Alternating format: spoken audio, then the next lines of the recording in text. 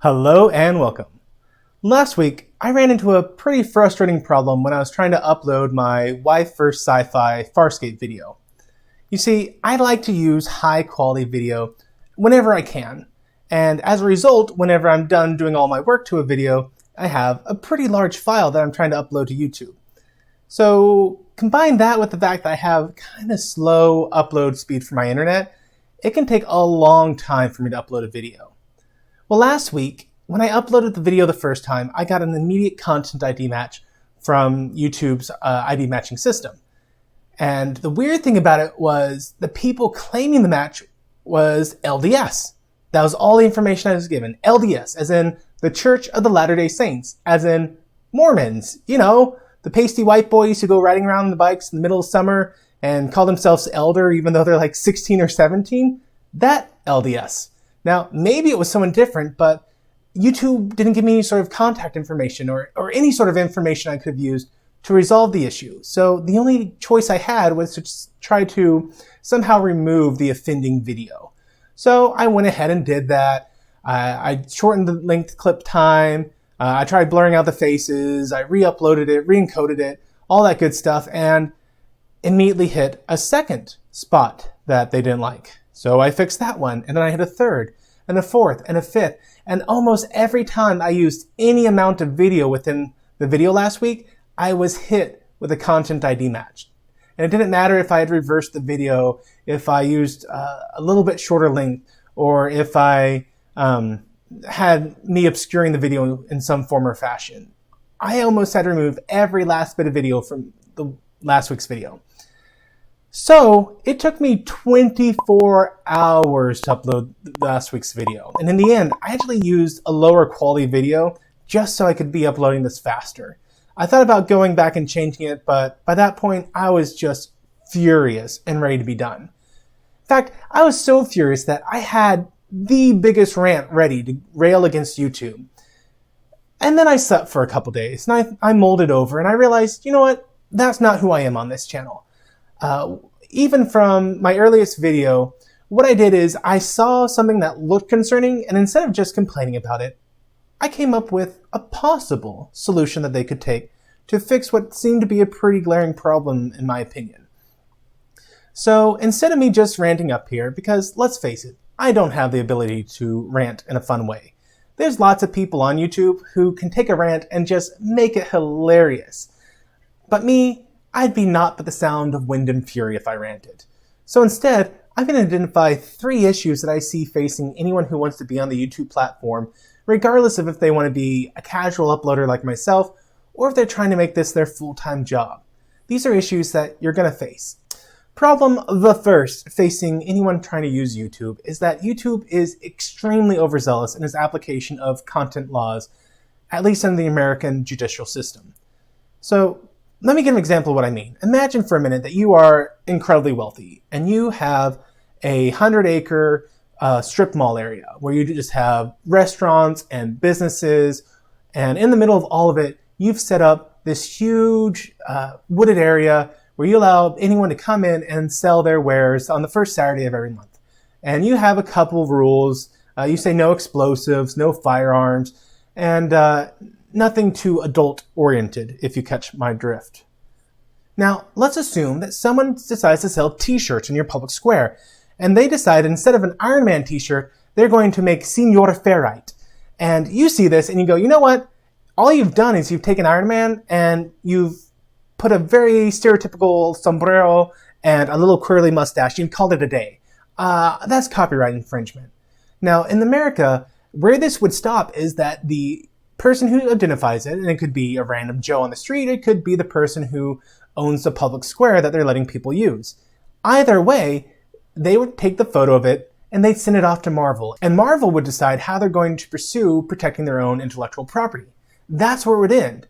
However, YouTube has actually taken the position that, unlike the American system where you are innocent until proven guilty, you're guilty.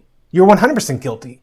They don't care how innocent you are guilty. And if you try to appeal the ruling, saying, well, you know what, I actually have the right to use this, they will respond with, you know what, we're not a legal firm, we can't make a ruling, you have to resolve it with the content owner. However, during that time, they're taking any revenue that would be going to you and either outright blocking the video, simply demonetizing it, or taking that revenue and giving it to the copyright holder. Now, on the surface, this is a great thing, and I think it should be employed more often. However, the way YouTube does it is there's no oversight. No one is actually around who knows who the true copyright holder is.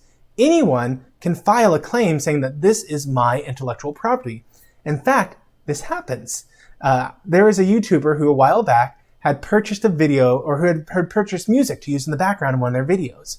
And they got a content ID match. And all the money that should have been going to them for that video was instead diverted to the copyright holder. So, very confused, he contacted the person who owned the copyright, who had done the copyright claim against him. And he said, hey, I purchased this legally. I have express permission to use this song. And they kept saying, no, you don't, no, you don't. And finally, through researching, he found out that the actual copyright holder of the music, and it was a K-pop song, was a different company entirely. And that the company who had claimed it on YouTube had plagiarized the music. And they had done just the bare minimum effort to add in like a bass line or something and called it a unique work.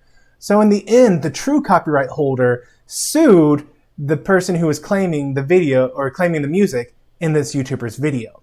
So YouTube has no oversight. It's just, you're guilty, the end. And this is a huge issue that's facing anyone trying to do, especially movie reviews or TV show reviews, is that YouTube is no longer acting as an impartial third party. Back to my public square analogy, it's as if the owner of the public square sees you selling these Senor Fairite shirts and confiscates all your earnings for selling those and says, you know what, I'm just going to blindly send them this P.O. box because the P.O. box is whoever owns it. I don't know. I'm not a lawyer. All I'm going to do is seize your earnings and send it to this P.O. box. And no matter how much you appeal to them, and maybe you actually made a unique character named Senor Fairite who looks nothing like Iron Man. But the owner has decided that they are going to intervene, and all the while they claim that they're just being unbiased and that they're not lawyers. This is a huge problem, and it's one that I think YouTube needs to address on their end. I think there is a two-step simple way of fixing this one problem. First off, I should be able to upload video without audio all day long as it's not a silent movie. Or as long as it's not a copyrighted image, like a work of art. I should be able to upload that video. And the reason I say this is, at that point, if I am uploading an entire video, odds are very high that I'm actually providing constructive criticisms to it, or I'm using it for educational purposes. I'm not just uploading the audio in one file and the video in the other. I'm saying, okay, hit play at both times and you're going to sync these up and boom, I just bypassed all of copyright law and all of YouTube's content ID matching system. That's extremely unlikely. Yeah, there's going to be people out there, but digital rights management needs to stop assuming that everyone is against them. You know, the things that are designed to stop people are only hurting people who purchased it and want to use it legally. Everyone else, we know how to bypass it, and it's not going to stop us. The second way that I see that YouTube needs to fix it, specifically on their end, is that they do need to become legally involved with it. I know that's not a burden they want, but hear me out on this. YouTube needs to set up a very simple, very basic review system that says, no, this is obviously fair use, and then charge a very minimal fee to whoever is wrong. I'm talking like a $20 fee. It should be a that quick process to see if I've substantially changed a work and it's protected under fair use or I've not. And at that point, if they still want to pursue it, if the content ID holder says, you know what, I disagree, I think this was a false ruling, then it becomes a legal thing and they can take care of it in legal courts. And that should be the end of it. Until I've been proven to be incorrect, until I've been proven that I am illegally using that, all the revenue for it needs to come to me. At which point, if I turn out to be wrong, then obviously a true court will say all the earnings I've made off this video are now going to the copyright holder. And this is something that's just pervasive across the world that I've seen, is that people try to act as if just because it's on a computer, this is some sort of magic mystery box and we have no laws to cover this. And it's absurd. It is patently absurd. The fact that it's being done on a computer doesn't change anything about anything really. If I send an email, it's no different than if I send a letter. And no one should be able to inspect the contents of a letter except the actual recipient unless they have a court order. It blows my mind. I don't want to get off on a rabbit trail here.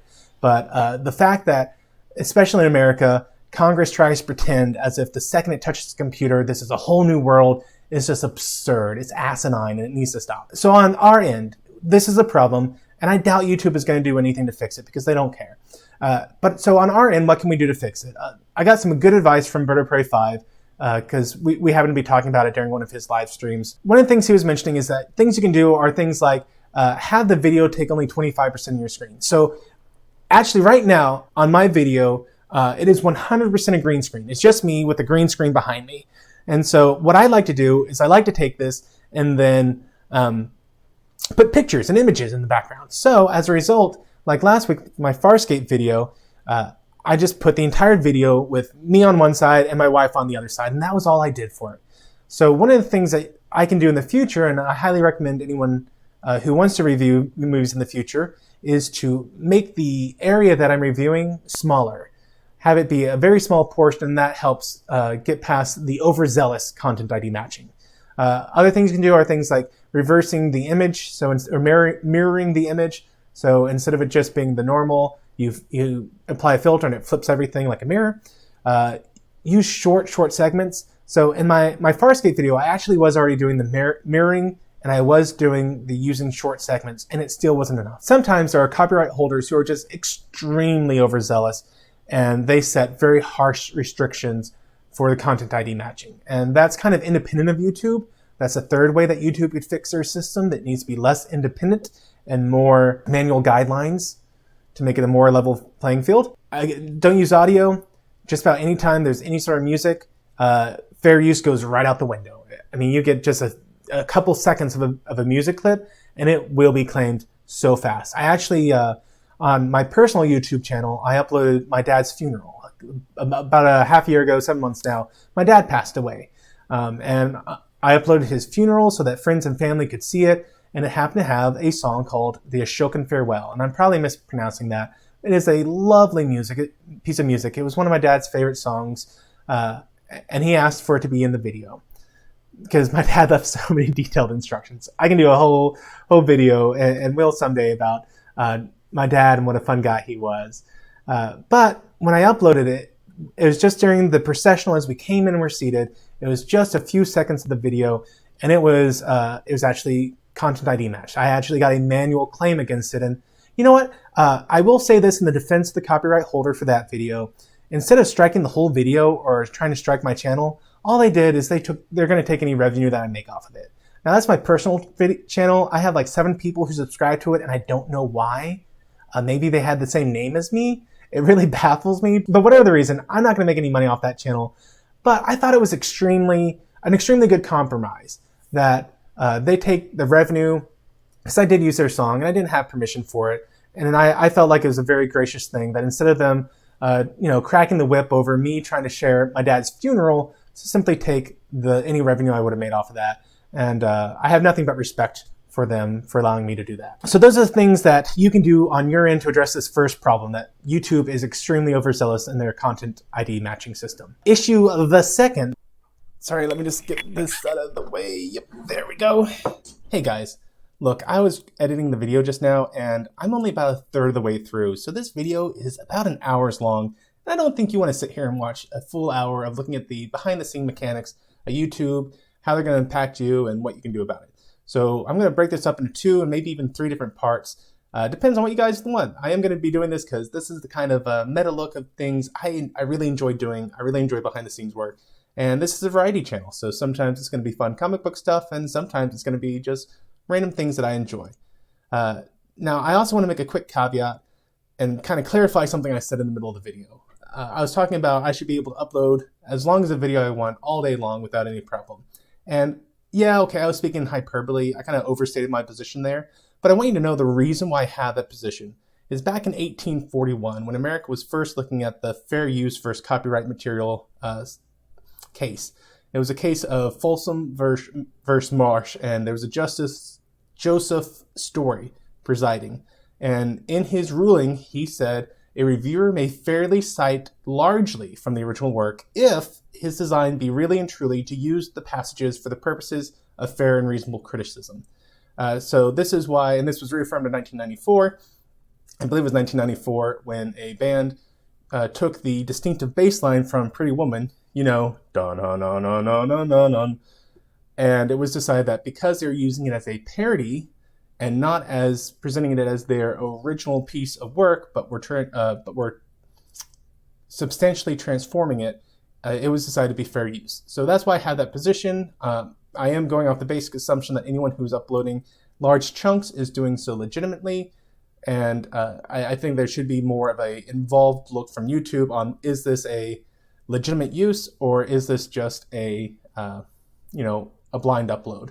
But that is the heart of my stance. YouTube needs to have a more proactive role and not just an automated one, because that's hurting the community. Anyway, I'm not going to belabor this any further. I've already discussed all this. I'm going to go ahead and wrap it up, guys. So until the next time, may the Lord bless you and keep you. May he cause his face to shine upon you and be gracious to you. May the Lord lift up your countenance and give you peace. Amen.